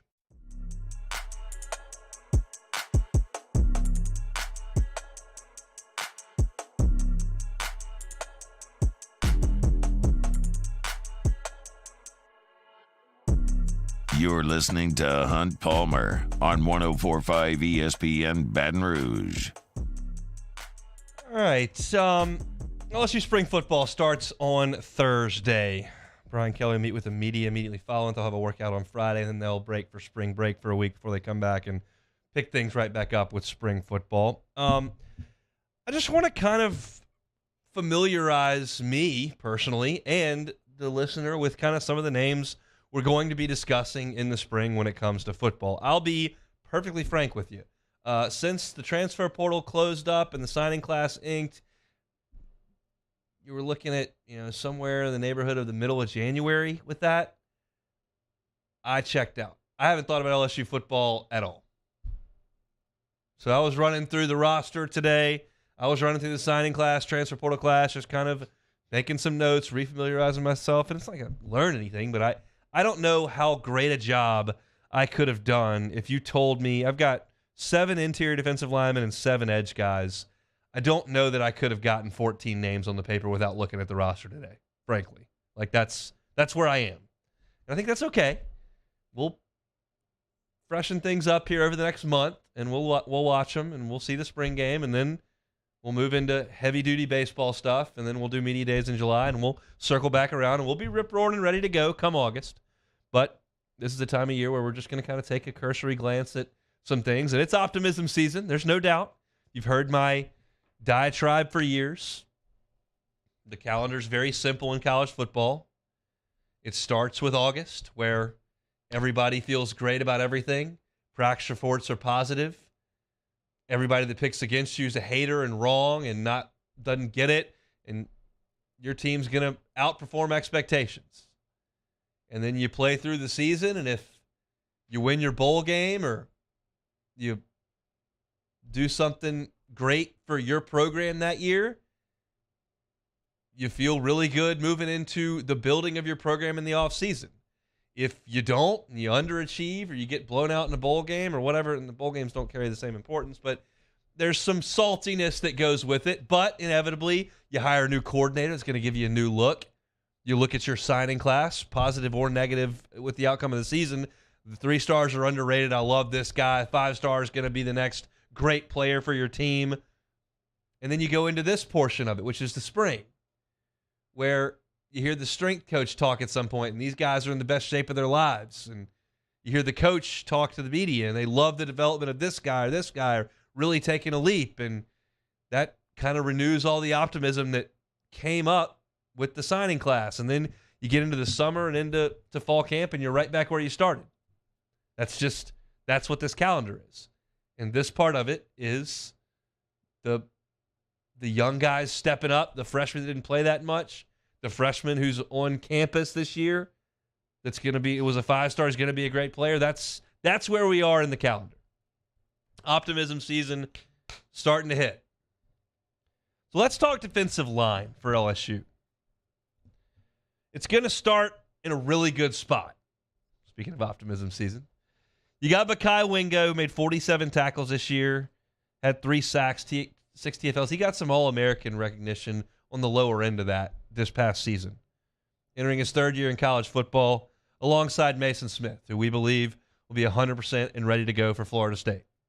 I don't know exactly what his status is for the beginning of spring practice. Wouldn't surprise me if he was out there in a no contact and no pads running around. Wouldn't surprise me if he sat the spring out. I don't know what he's going to do, but that's a good place to start with Wingo and Smith. Then you start to build the depth on the interior defensive line behind those two guys.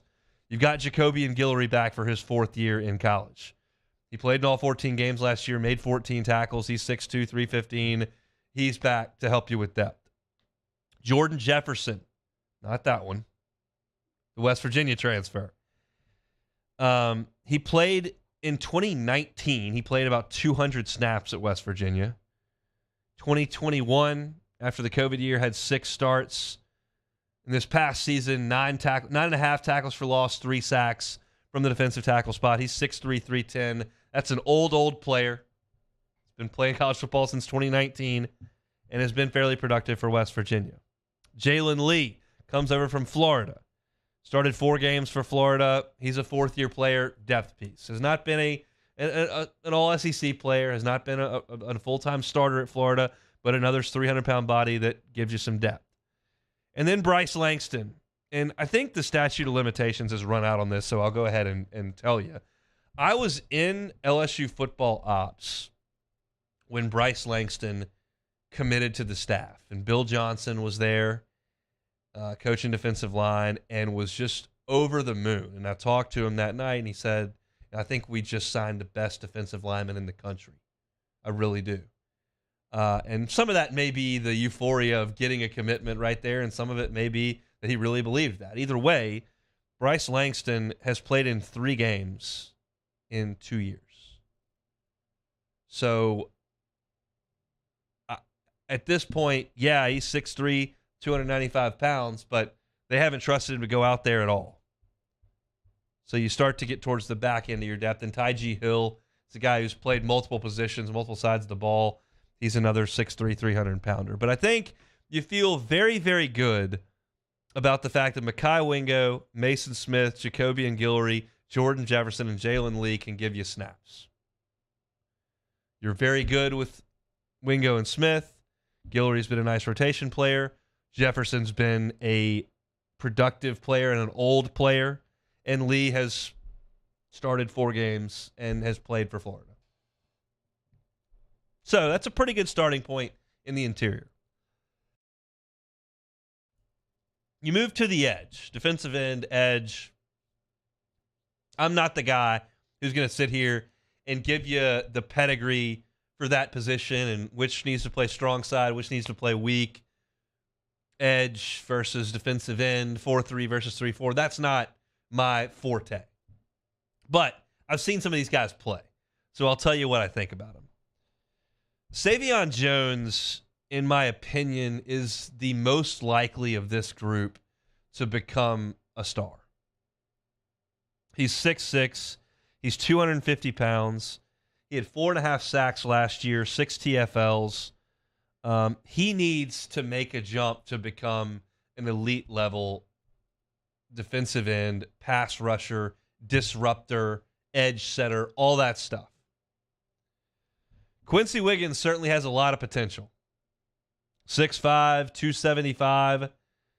There have been some off the field, kind of get it in line. Come on, get in line. But the talent's there. He played in 5 games last year. We'll see.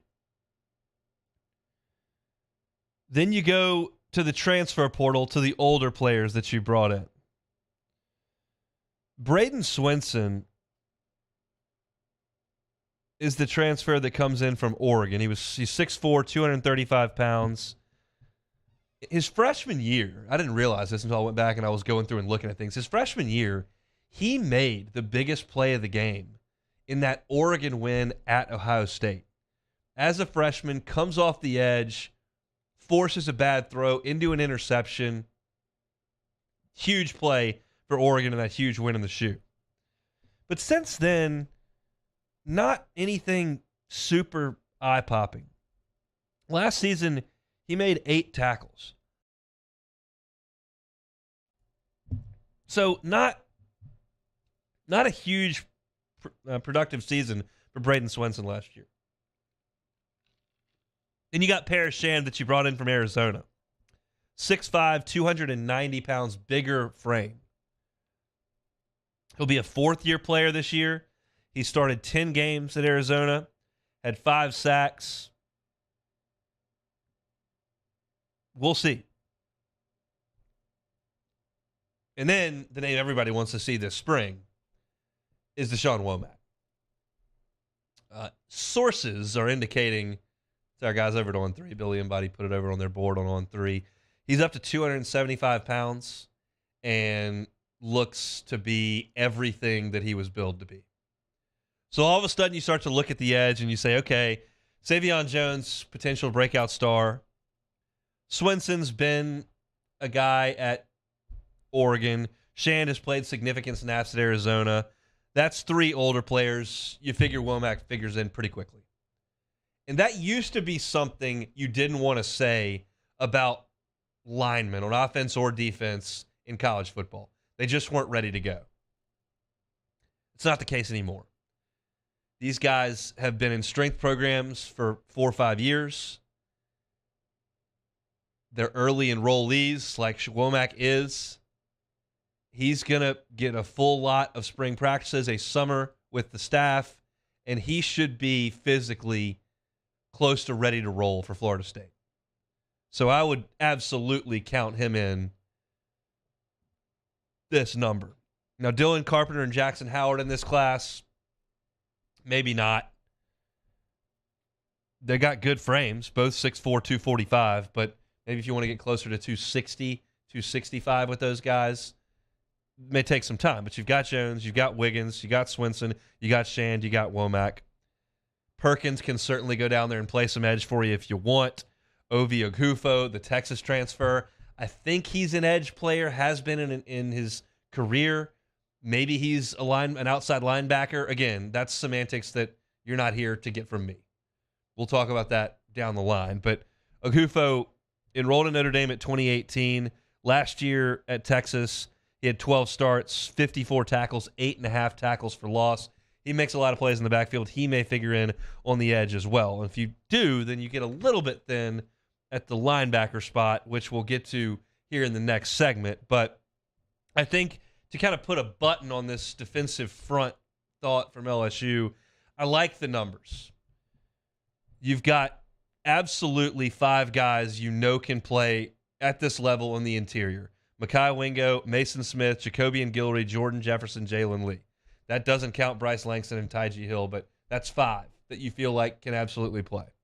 Then on the edge, you've got 6, Savion Jones, Braden Swenson, Paris Shand, Deshaun Womack, Ovi Ogufo, and Quincy Wiggins. Now, some may not be as far along as others, but that's kind of where we are. That's the kind of depth you want. That's the amount of athletes that you need. Now, inevitably at this spot, you lose a guy or two. It's just the nature of that position and really the sport. But I think they're in a pretty good spot numbers-wise as we enter the spring here in Baton Rouge. So that's my thought on the defensive front 7. When we come back, we'll go to linebackers. We'll talk about a guy named Perkins. You might want to hear about him. That's next on the Hunt Palmer Show. Hunt Palmer on 104.5 ESPN Baton Rouge. LWCC is Louisiana loyal. They're elevating and celebrating champions of Louisiana each and every month here on the Hunt Palmer Show. In March, we're telling you about Trey Godfrey. Trey is the Senior Vice President of Policy for the Baton Rouge Area Chamber. In his work at BRAC, he oversees education policy, among a lot of other things that allows him to make an impact from a more systemic perspective. Trey believes that Louisiana will reach its full potential when we all understand we've got to work together to lift one another, and that makes Trey a champion of Louisiana. If you know somebody like Trey that's doing great philanthropic work in our state, you know a nonprofit that makes a difference in the community, or maybe it's just a business that does some great things for our great state, we want to celebrate those people, those businesses, those operations. LWCC gives us the platform right here on the Hunt Palmer Show. So go to lwcc.com/champions and nominate a champion of Louisiana. LWCC will check it out. They'll send it over to us, and we'll let you know about the great folks like Trey Godfrey who are champions of our great state. Trey Godfrey, March's champion of Louisiana, all presented by LWCC. In times of need, get a full list of phone numbers, websites, and other important emergency information on the Demco Stormwatch page at 1045ESPN.com. There it is, the extra mile, on the border of expected and extraordinary, for those willing to go further, like vans customized for work or play, with safety and tech to keep you connected. Supported by a 5-star sales, service, and finance team, and backed by the 1-star you know. So go the extra mile. It's never crowded, because so few have what it takes to go there. Mercedes-Benz Vans. At Auctioner, we know healing is a team sport. That's why we've partnered with world-renowned orthopedic surgeon Dr. James Andrews to create the Auctioner Andrews Orthopedics and Sports Medicine Institute. Whether you're a professional athlete or a weekend warrior, our team of specialists are dedicated to getting you back in the game. So whatever your reasons are for reaching your personal best, we've only got one: you. Auctioner Andrews Institute. Long live you. I had to leave my parents. I had to move schools.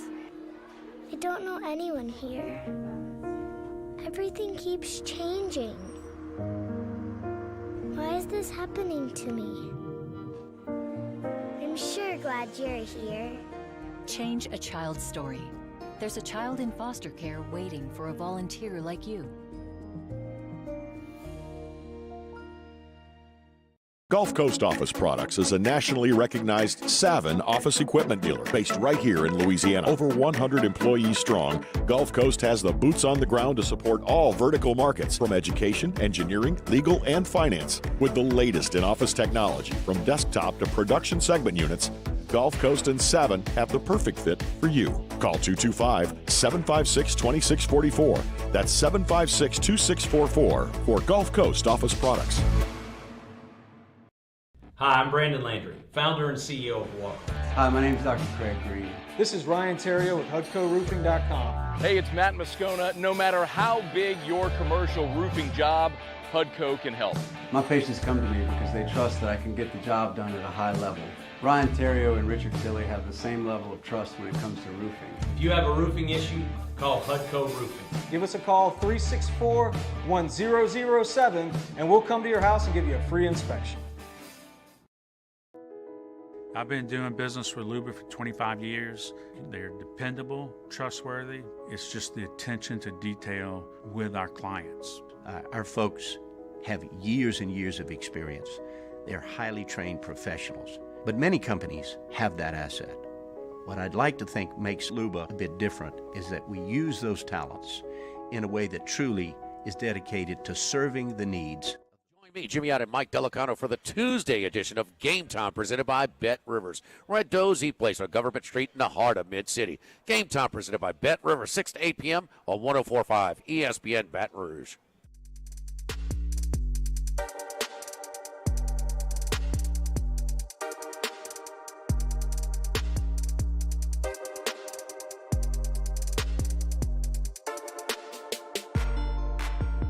This is Hunt Palmer on 104.5 ESPN Baton Rouge. Let's kind of dive in here. This will be a little bit more quick of a segment, but that's not how you would say that. This segment will be quicker, I guess is how I would say that.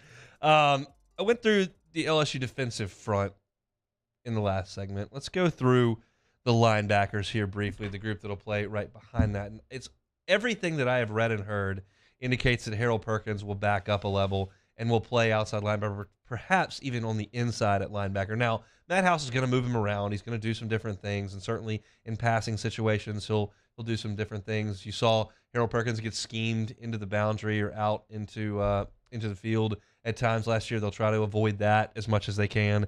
But he's going to be a versatile playmaker for this team at linebacker. Outside of that, unless I'm grossly missing somebody on the roster, which is very possible. They don't have a current roster on LSUsports.net, and I just went to last year's roster, then to the transfer portal and kind of looked. And if I miss, I'm not too proud for that. Somebody in the Bayou Ford chat, throw it at me if I'm missing significant names. But you've had so many guys transfer out and leave at that position that it looks a little thin to me. You've got West Weeks, who is 6'2", 240 pounds. He actually made 28 tackles last year for LSU, which I would not have thought the number was that high. He did make 6 against Purdue in an absolute blowout in the bowl game. He made 5 against Southern in a worse blowout than that. So that's 11 of the 28, so almost half, close to half. But he probably played a little bit more than I thought, and he certainly played some special teams. He's a third-year college player. He can probably help you there. I don't know what they're going to do with wow, that's tough. Ovi Oghufo. I don't know what they're going to do with him. He's mainly been an edge guy, but I think he could play inside backer. That's maybe what spring's for. I don't know, but that's something I'll be interested in. Omar Spates is a guy who's absolutely going to be a big part to what LSU does on defense this year. He was first team All Pac-12 at Oregon last year. Oregon State, last year. 83 tackles for them that led the Beaver defense. So Omar Spates, 6'1", 233. He fits right in the middle of the defense, and I think you work from that with Herrick, with Harold Perkins, with Wes Weeks, maybe with Oghufo, and then Whit Weeks comes in as a linebacker in this group, and we'll see if they can find a spot for him. I don't know that there's a lot more from a numbers perspective at the linebacker spot right now. Now, there's another opening in the transfer portal after spring ball is over. Maybe that's somewhere they look, but I feel like you're a little bit light there.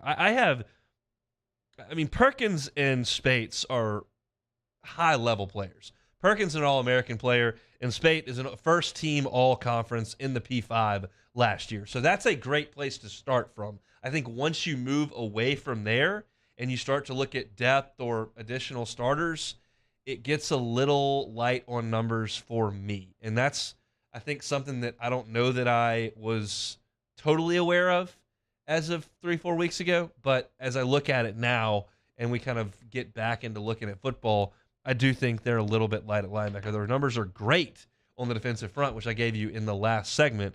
But at linebacker, I'd like to have 2 or 3 more. And I think Demario Tolan's certainly a guy that they thought of about that spot. And you had some young players that were figuring to move into really prominent roles in this defense that decided, hey, I'm out of here.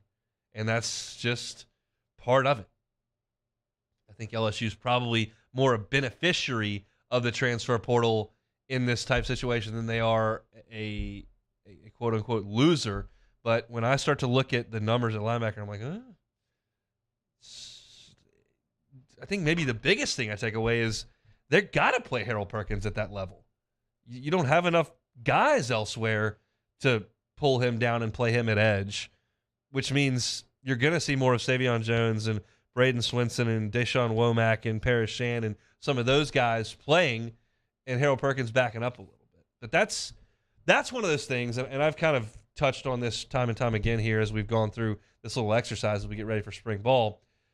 That how they use Harold Perkins does fascinate me as a non-X's and O savant. You're not going to you're not going to pull the whiteboard out over here and have me start, Gruden's QB camp on the whiteboard getting it rolling. That's not where my bread's buttered. But when I see a defensive player move from the edge to playing in the middle of the field to blitzing in the A gap to being a slot, defender that comes down and blitzes, to the different ways they can use him.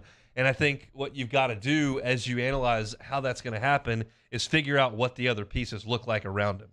And that was kind of the emphasis in me going through this entire deal. So you're looking at 7 interior defensive linemen, 8 edge rushers, 4 linebackers. Not quite where you want to be on the linebacker perspective, but I think they've got a chance to potentially address that in the end. That's the other thing is, like, this is all so new and so different to us as college football fans and those of us that cover college football, because we understood the calendar so well and when things were going on and how impactful they would be year to year. I have no idea how impactful the transfer portal is going to be at the end of the spring. We knew the wild, wild west was coming in January. That was getting in December. That was going to be a free-for-all. Guys have just finished their season. People not happy. People graduated. They got this one-time transfer. We're going to go crazy. How much does spring practice, how much energy does it create in the transfer portal? Again, it would surprise me a little bit if it was anything close to what we saw in December and January. It would surprise me if it was dead and quiet. But that's what the second signing day was at the beginning of February, dead and quiet. Just not much to it. Maybe that's the same thing. Everybody's going to get their stuff done in January and December from signing day and transfer portal, and then the rest of the spring, they're going to be looking at mainly juniors in high school and how to fill out the next class. I don't know. I don't know what it's going to look like, but we'll continue to check it out, and we'll let you know. Again, LSU spring practice starts up on Thursday, just before 8 o'clock. Get 20 minutes to look.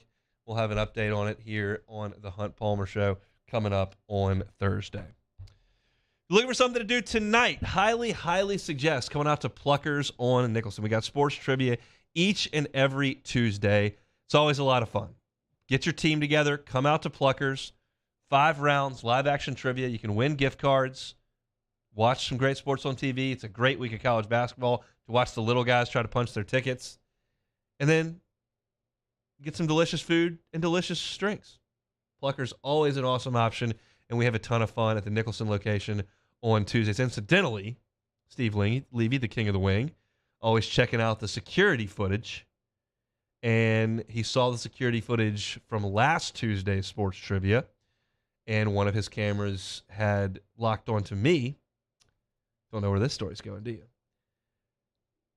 And it caught me. Gavin Dugas, 3-run homer in Austin. I wasn't sitting at a table. I was standing in front, had a cold beer in my hand, and I did a little dance when Gavin hit the homer. And Steve thought it was funny, so he sent it to Matt to make fun of me. And I don't think that's appropriate. I think he should just let me celebrate a tie-breaking 9th-inning 3-run tank in Austin and not, try to pass it along as gossip.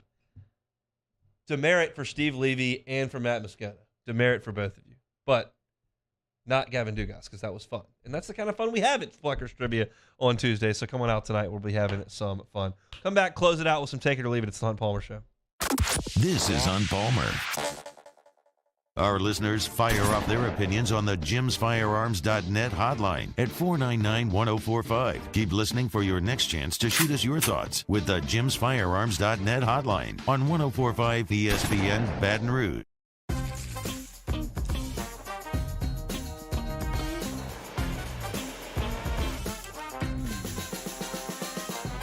The best kept secret in town is out. Discover Tallulah at the Renaissance Hotel on Bluebonnet.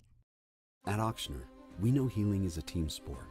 That's why we've partnered with world-renowned orthopedic surgeon Dr. James Andrews to create the Auctioner Andrews Orthopedics and Sports Medicine Institute. Whether you're a professional athlete or a weekend warrior, our team of specialists are dedicated to getting you back in the game. So whatever your reasons are for reaching your personal best, we've only got one: you. Auctioner Andrews Institute. Long live you. Moon Griffon is back. The voice of Louisiana politics makes his return to Baton Rouge. Catch the Moon Griffon Show weekdays from 9 to 11 a.m. on Talk 107.3. Louisiana. It's a place defined by culture, by pride, by passion, by people who do more than love this place. They celebrate it, elevate it, champion it. They are the individuals who embody what makes Louisiana great. The companies that make Louisiana a better place to work and live. the nonprofits leading transformational change in our communities. Champions of Louisiana are all around us, and LWCC is proud to celebrate them because we've always been Louisiana loyal, supporting the workers, the innovators, the change agents of this great place we call home. Who are the champions around you? Together, we can share their stories. Together, we can help our home state thrive. Together, we are Louisiana loyal. Always.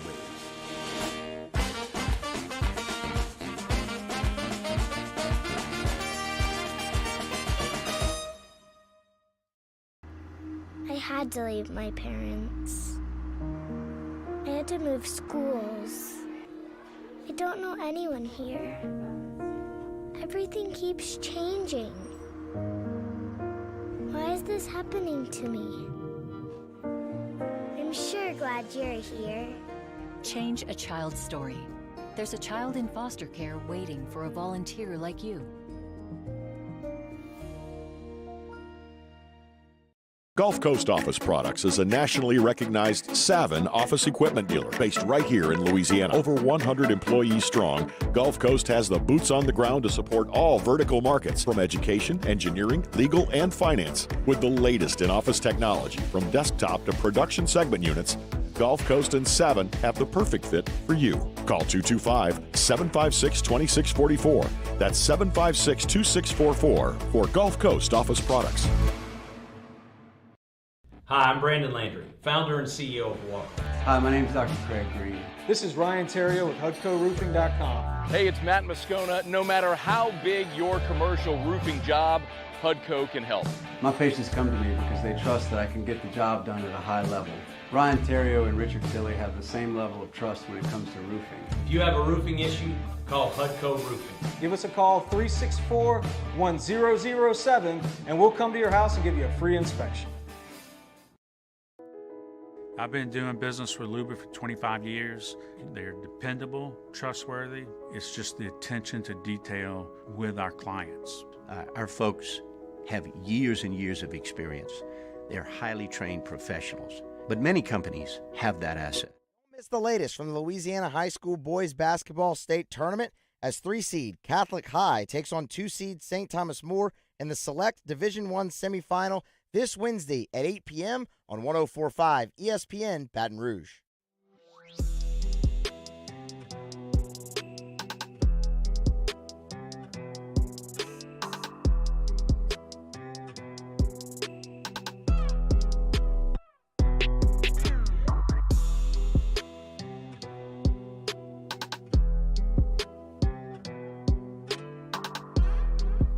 You're listening to Hunt Palmer on 104.5 ESPN Baton Rouge. All right, so I teased that little video from Pluckers last Tuesday and a little read that I just did. And, I know this is an audio medium, but there's a digital video component to it. So this has no sound to it, but we will, for those watching on YouTube or those that want to come back and watch on demand on YouTube, pull the video up from last Tuesday at Pluckers. This is in the immediate instance right after Gavin Dugas leaves the yard at Dish Falk Field in Austin. Taylor, do you have the video ready to roll? Here she comes. Oh, God. Just got to hit him with the high knees, with the full beer. We were feeling good. That was huge. Gavin Dugas, 3-run bomb. Sometimes you just got to hit a little high knees on him. We'll see what's the Bayou for chat stuff. Taylor, do you have any thoughts on those moves? Were they A1? No, but I'll tell you this. I mentioned this to you during the break. You could have done something way more embarrassing. Like, I was expecting, shirt over the head or something. I don't know what I was expecting. It wasn't nearly as bad as I thought it was going to be. I always forget that Steve's always got the eye in the sky because we watched the LSU-Kentucky game that LSU won. The year they won the league, Cavell Bigby Williams tipped it in at the buzzer on a Skylar Mays miss, and LSU beat Kentucky at the buzzer. And Steve went back and pulled the video of the restaurant when that happened. And I'm sitting at the bar, pointing, count it. Everybody's going nuts, throwing stuff. Got to watch your behavior at Pluckers because Steve may just pull the video. So there we go. Camille Trebo says that was very white, LOL. That's about all I got. That's the only thing I got in the arsenal. So that's what we're gonna have. Chris McCann says brew, spill, and grace. I don't think I spilled any. No, and that was another impressive part. Now I didn't see a drop fall. That I can do. It's not my first time cutting a rug with the beverage in my hand. So there we go. If you want to check out that video, go back and check out the show today on demand. Let's play some Take It or Leave It, Taylor. Yeah, let's knock it out. Former Pels coach Stan Van Gundy will be joining the CBS Turner crew for March Madness coverage. Take it or leave it. I'll take it. Van Gundys are knowledgeable basketball guys. They got a lot of energy. I'm not asking for a ton. I mean, look, it can't all be Gus Johnson out there going nuts, and they're not all Jay Billis. But I think the Van Gundys do a fine job on TV, so I'll take that. Don't mention Gus Johnson. Okay, look, the GOAT. No, short thing. He is awful to listen to on the radio, and the reason is because he gets so excited. Like, I was driving to work pregame this year, driving to work, and I think he was doing like a USC game or something. He goes, Caleb Williams breaks through the line. He breaks free, and he's brought down after a gain of 4. I'm like, he broke free for a gain of 4? Like, I have no idea what's going on every time I listen to him. I have seen some videos of Gus, like on subways or public transportation, watching Gus Johnson highlights, which is a little bit of a tough look, but I love Gus. He's the GOAT in terms of college basketball. Great on TV. Radio, it's difficult. Yeah. Netflix announced that there will be a season 2 of Full Swing with the PGA Tour. Take it or leave it. I'll take it. I'm going to watch it. I've said this a couple of times for those that haven't watched Full Swing, the PGA Tour documentary on Netflix. I don't know that it's geared to me, the average weekly golf watcher. A lot of stuff I already knew.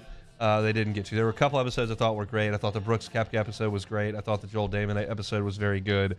But a lot of it's just stuff I already knew. And so I'm going to watch it because it's PGA Tour, it's golf, and there's a little bit of behind-the-scenes stuff. But I hope they dig a little bit deeper than they did last year and not give me, Jordan Spieth and Justin Thomas are buddies. I've known that for a decade. I don't need to watch an hour documentary telling me that they have each other's cell phone numbers and are in each other's weddings. That doesn't do anything for me. The avid golf. Maybe for someone who's never watched golf in their life, that's fun. That these guys are good buddies and they play against each other. But this didn't work for me. But I will watch season 2. Reportedly, Phillip Rivers contacted multiple teams at the end of last season to gauge interest in a possible return. Rivers back in the league. Take it or leave it. I will leave this. Phil, it's been a good run, but that's enough. We've seen enough of the sidearm throwing, pushing age 40. We've seen enough. Go coach your high school football. It was a phenomenal career, probably a Hall of Fame career. But I don't think we need to see him jumping back in the league, chucking the pigskin anymore. We have that ship has sailed down that rivers, if you will. How's that? Former Texas coach Chris Beard is being mentioned in the Ole Miss coaching search. Yeah? Beard can build a winner in Oxford. Take it or leave it. I'll take it. College basketball is a coach sport. You've got to go recruit talent and coach it. If you can build a team in Lubbock, Texas that can go to the national final and have a chance to win, you can do it in Oxford. Nobody thought Auburn was a good job at all. They got a great coach, and now they're good every year. Nobody cared about Alabama basketball. Still nobody probably cares about Alabama basketball, and they're awesome because they got a great coach. You get a really good coach, I don't care where it is. Billy Donovan goes to Florida. Nobody cared about that. You can do it at Ole Miss too. You can win at a high level at Ole Miss. It's never been done, and it's a very hard job to do. If you get a coach with the level of Chris Beard, I think you would. So I would take that for sure that Chris Beard could do it. I would look if it's between Chris Beard and Will Wade taking the Ole Miss job. I hope Chris Beard gets hired, because I really don't want Will Wade to go to Ole Miss. That is just a little too close for my liking to have him back in the league. So I'll take Chris Beard and I'll take my chances, even though I think they hired either one of those guys, their basketball program would elevate to a level we haven't seen really in a long time. So that's kind of where I think things stand. And you have some baggage with either hire. There's no question about that. You got NBA stuff that's still out there with Will Wade that's just not resolved. And you've got Chris Beard, who the charges got dropped criminally, but apparently there are some pictures out there, and this incident did happen, and Texas knew enough to say that we're going to move on from an alum. So it's obviously not nothing, but there's baggage either way. We'll see what Ole Miss decides to do. That'll do it here for a Tuesday edition of the Hunt Palmer Show. If you missed any of our show today, you can catch it on demand, 1045ESPN.com, Apple Podcasts, Spotify, or Google. And then if you want to see me dancing here in the last segment, go to YouTube. Pull it up, and you'll see the moves after Gavin Dugas hits a 3-run homer to take the lead against Texas. opened the show today talking LSU and Butler. I thought Thatcher Hurd's outing last night was a huge moment early in this season, and I expounded on that at the top of the show. NFL Combine numbers we did not go over yesterday. We went over it a little bit today. Disappointing weekend for Kayshon Boutte and maybe Jeray Jenkins from an athletic perspective as well, but went over some of those numbers from LSU guys. Glenn West from Go247, our guest at 1:30, talking baseball, basketball, and football with Glenn. I talked about the SEC, all SEC basketball award winners and how many of those guys are transfers and just what that means for this LSU basketball program moving forward. Sharif Ishak from WDSU was with us at 2 o'clock talking Derek Carr as well as the Pels. Will they make the playoffs? Sharif thinks maybe not. Defensive line and linebacker talk for 25 straight minutes on LSU football. If you're dying for football content, we got it in today's show. Talking defensive front seven here with this LSU football program as spring practice is coming up. And, of course, we finish every show with Take It or Leave It. Very much looking forward to tomorrow's show. It's a What If Wednesday. We'll have Demouy get you ready for LSU Georgia in basketball, LSU Lamar in baseball. I'll be at Pluckers tonight from 8:30 to about 10 o'clock. Hope to see you there. Jimmy Out's Game Time, 6 to 8. Matt's about to drive you home on After Further Review from 3 to 6. See you tomorrow. Hunt Palmer Show.